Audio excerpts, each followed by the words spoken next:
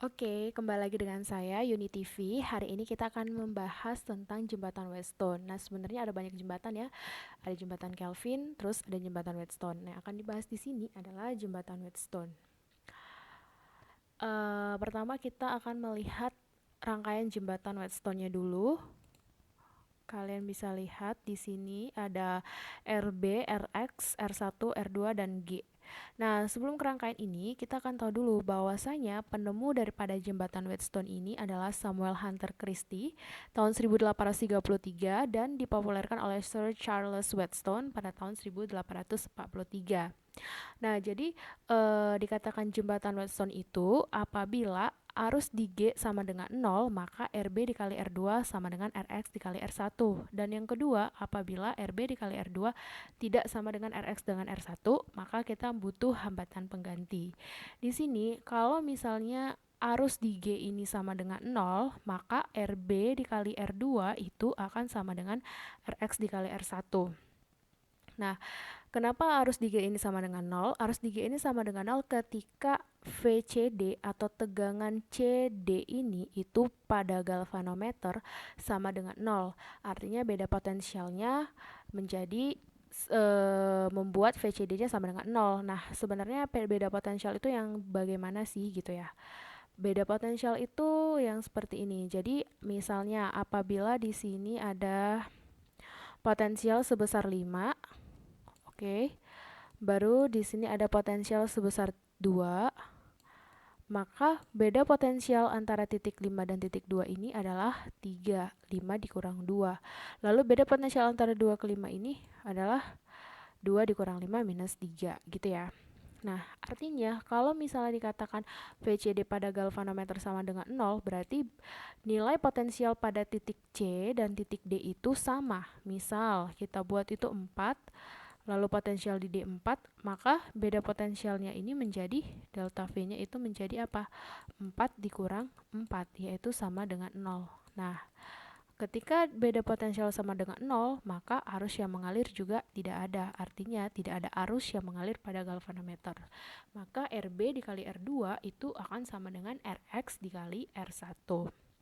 Itu artinya. Lalu kita lihat.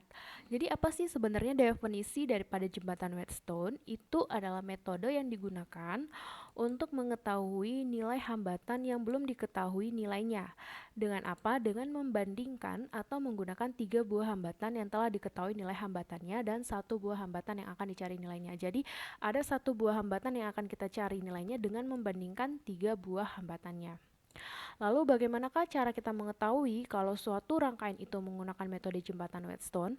Yaitu apabila rangkaian tersebut tidak memiliki hambatan penggantinya. Jadi pada dasarnya ketika mau mengerjakan sebuah rangkaian listrik itu bisa kita serikan atau paralelkan. Nah, ketika rangkaian tersebut tidak bisa kita serikan ataupun kita paralelkan, maka kita menggunakan metode jembatan Whetstone. Jadi setelah itu baru rangkaian tersebut bisa kita serikan atau paralelkan. Dengan dua kondisi, yaitu kondisi seimbang dan tidak seimbang. Nah, kondisi seimbang itu tadi ketika ini dia ketika RB dikali R2 sama dengan RX dikali R1. Maka ini kondisi seimbang, berarti arus di G sama dengan 0, itu maksudnya. Nah, sekarang lihat apakah gambar 1 dan 2 ini merupakan rangkaian jembatan Whetstone. Nah, berarti kita lihat apakah R1 dan R3 itu bisa kita serikan. Nah, perhatikan ada percabangan di R5 sehingga R1 dan R3 itu tidak dapat kita serikan. R2 dan R4 juga tidak dapat kita serikan karena ada percabangan di R5. Lalu R3 dan R4 juga tidak dapat kita paralelkan karena ada R5. R1 dan R2 juga seperti itu tidak dapat diparalelkan sehingga yang kita katakan sebagai jembatan di sini istilahnya seperti si G tadi yang sama dengan 0 itu adalah si R5. Jadi ketika arus di R5 itu sama dengan 0, maka yang terjadi adalah ketika arus di R5 itu sama dengan 0, berarti I di R5 itu sama dengan 0. Oke, sorry. Penghapusnya, penghapusnya. Ketika I di R5 itu sama dengan 0, maka R1 dikalikan R4 itu akan sama dengan R3 dikalikan dengan R2. Itu dia menggunakan jembatan Whetstone. Lalu gambar kedua bisa kita lihat lagi, apakah gambar kedua ini menggunakan jembatan Whetstone? Oke, bisa kita lihat dari rangkaiannya. Pertama lihat, apakah si 4 ohm dapat kita serikan dengan 3 ohm? Tentu tidak bisa kan, karena ada percabangan, yaitu R sebesar 4 ohm. Apakah 6 ohm bisa kita paralelkan dengan 4 ohm? Tidak bisa juga. Nah, seperti yang kalian ketahui, rangkaian seri dan perangkaian paralel, bahwa rangkaian seri ketika salah satu kaki hambatannya saling terhubung secara langsung, dan rangkaian paralel apabila kedua kaki hambatannya saling terhubung secara langsung. Lihat di 6 ohm dengan 4 ohm ini, dia tidak terhubung secara langsung karena satu kakinya ini terhubung ke 3 ohm dan 6 ohm. Maka dia tidak dapat diserikan ataupun diparalelkan. Lalu yang menjadi pertanyaannya, siapa di sini sebagai jembatannya, atau siapa yang harus I-nya sama dengan 0 supaya persamaan di awal tadi di slide pertama itu dapat kita menggunakan, yaitu 3 ohm. Jadi arus di 3 ohm ini harus sama dengan 0 supaya 6 ohm dikali 4 ohm itu sama dengan 6 dikali 4 ohm. Nah, sekarang coba kita buktikan. 6 dikali 4 itu berarti 24 ohm. Baru sama dengan 6 dikali 4 itu 24 ohm. Nah, maka dari itu benar bahwasannya I di 3 ohm ini harus sama dengan 0. Itu maksudnya. Lalu, bagaimanakah cara kita menentukan hambatan pengganti jika hambatan tersebut tidak seimbang? Seperti yang saya bilang tadi, bahwasannya jembatan Wheatstone itu bisa ada dua keadaan, yaitu keadaan seimbang dan keadaan tidak seimbang. Nah, keadaan seimbang tadi ketika IG-nya sama dengan 0. Nah, berarti keadaan tidak seimbang ketika R1 dikalikan R3 itu tidak sama dengan R4 dikali R2. R1 ini kali R3 tidak sama dengan R4 dikali R2. Lalu apa yang harus kita gunakan, yaitu hambatan bantu. Hambatan bantu di sini untuk membantu kita menyelesaikannya menjadi seri paralel. Jadi sebenarnya tahapannya itu kita harus sederhanakan rangkaian dengan metode jembatan Wheatstone, baru kita serikan paralel.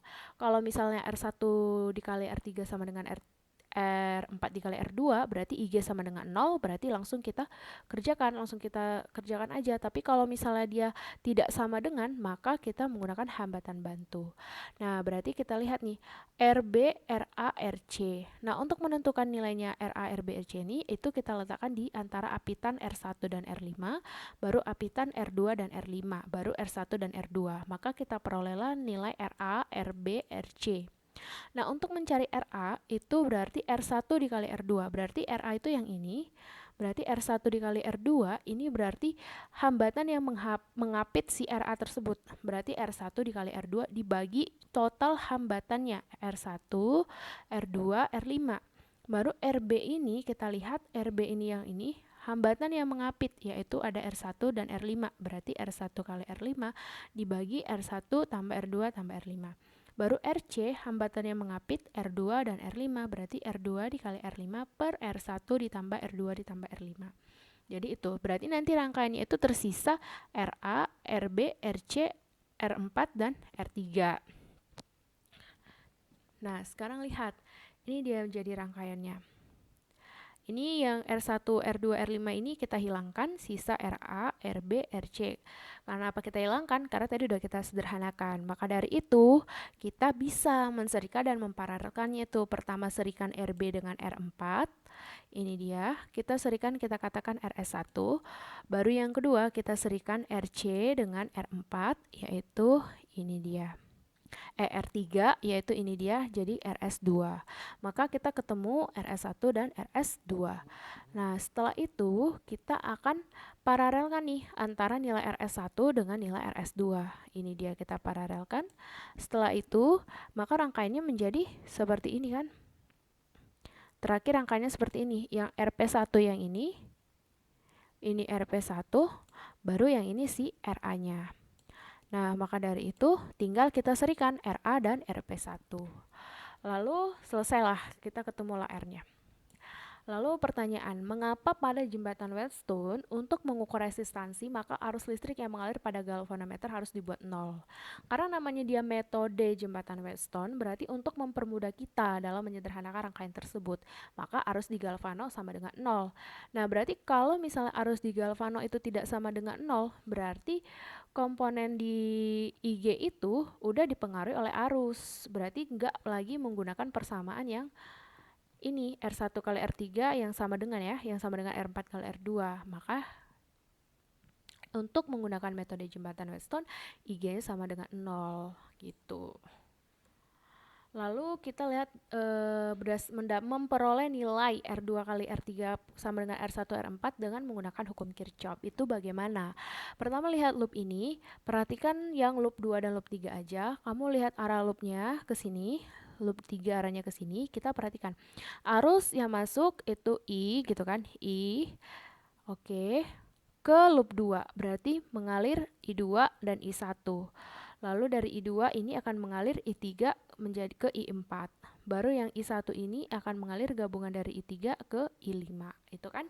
Baru I4 dan I5 keluar menjadi I dan kembali lagi ke sumber tegangan. Nah, perhatikan loop 2. Loop 2 arahnya gini. Pertama kita lihat dengan menggunakan hukum Kirchhoff berarti tegangan di R ditambah tegangan di R5 dan tegangan R4. Tapi perhatikan arah loop. Pertama lihat untuk I2 dikali R2. Berarti karena ini searah dengan arah loop, lihat arah arus searah dengan arah loop ini, maka dia plus. Berarti I2 dikali R2 ini. Baru kita lihat ke bawah ini. Arah loop ini searah dengan arah arus I3, maka I3 dikali R5. Lalu untuk R yang ini tegangan di sini berarti R4 dikali I1, tapi karena dia berlawanan arah dengan arah loop maka menjadi minus. Minus I1 dikali R4 sama dengan 0. Baru perhatikan loop 3. Loop 3 arahnya sep gitu ya. Nah, sekarang kita lihat yang searah siapa aja. R1 dikali I4. Oke, ini dia. Baru yang searah siapa lagi? Udah nggak ada lagi kan? Semuanya udah nggak searah lagi kan? Berarti yang berlawanan arah I5 dengan R, ini R3. Oke. Sep. Baru yang berlawanan arah I3 dengan R5. I3 dengan R5. Nah, karena menggunakan prinsip bahwa arus di G itu sama dengan 0, nah maka arus di R5 itu sama dengan 0. Nah, jadi sebenarnya nggak harus galvanometer ya yang harus sama dengan 0. Bisa R, bisa voltmeter, itu bisa jadi nggak mesti galvanometer yang harus sama dengan 0, bisa hambatan ataupun voltmeter juga bisa, ataupun ampermeter. Nah, sekarang berarti kita lihat nih, ketika IG sama dengan 0 atau di dalam rangkaian ini I3 sama dengan 0, berarti I3 ini hilang. Berarti ini 0. Berarti yang ini juga 0. Ini udah nggak ada, ini nggak ada. Berarti sisa apa? Sisa I2 kali R2 dikurang I1 kali R4. Untuk loop 3, I4 kali R1 dikurang I5 kali R3. Nah, baru dapat persamaan ini. Lalu setelah kita ketemu sama persamaan ini, kita keluarkan karena nilainya ini sama, maka R2 dikali R3 sama dengan R1 dikali 4, R4. R2 per R1 sama dengan R4 per R3. Lalu bagaimana dengan gambar yang ini? Dengan menggunakan hukum Kirchhoff. Tegangan. Kita lihat. Pakai tegangan. Kita lihat berdasarkan tegangannya dulu. Pertama kita lihat apakah rangkaian ini bisa disediakan atau paralelkan? Tentu tidak, karena ada percabangan di R5 gitu kan. Berarti si jembatan di sini adalah si R5. Berarti yang harus 0 di sini adalah I5. I5 harus sama dengan 0. Makanya dikatakan di sini VCD sama dengan 0 karena VCD itu adalah VCD-nya itu I5 dikali R5. Berarti ini udah fix 0. Nah, sekarang kita lihat, karena ini 0, berarti arus tidak ada mengalir di VCD. Maka arus di I1, ini yang masuk, oke, sama dengan arus di I2. Maka I1 sama dengan I2. Lalu arus yang masuk ke I3 akan sama juga dengan arus yang di I4. Karena apa tadi? Karena VCD sama dengan 0, tidak ada arus yang mengalir. Sehingga tegangan di AC itu akan sama dengan tegangan di AD. Tegangan AC ini sama dengan tegangan di AD. Oke, nah berarti tegangan di AC itu I1 dikali R1. Tegangan di AD itu I3 dikali R3. Lalu tegangan di CB atau BC itu akan sama dengan tegangan di BD atau DB. Maka CB itu I2 kali R2, baru DB itu I4 dikali R4. Nah, sekarang kita bandingin I1 per R1 dibagi I2 per R2 sama dengan I3 kali R3 per I4 kali R4. Karena I1 itu sama dengan I2, I1 yang ini sama dengan I2 ini, maka ini hilang. Sisa R1 per R2. Karena I3 sama dengan I4 yang ini sama dengan I4 yang ini sama dengan ini, maka ini habis. Sisalah R1 per R2 sama dengan R3 per R4. Kita kali silangkan, ketemu R1 dikali R4 sama dengan R2 dikali R3. Itu dia. Nah, jadi kalau misalnya kita ada arus yang mengalir di galvanometer atau ada arus yang mengalir di R5, berarti VCD tidak sama dengan 0. Berarti perhitungannya udah beda lagi, rumusnya udah beda lagi. Berarti sudah dipengaruhi oleh I pada rumusnya.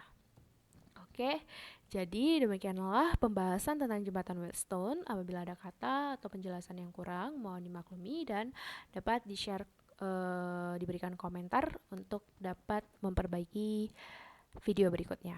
Oke, terima kasih. Selamat menonton, selamat menikmati dan semoga bermanfaat.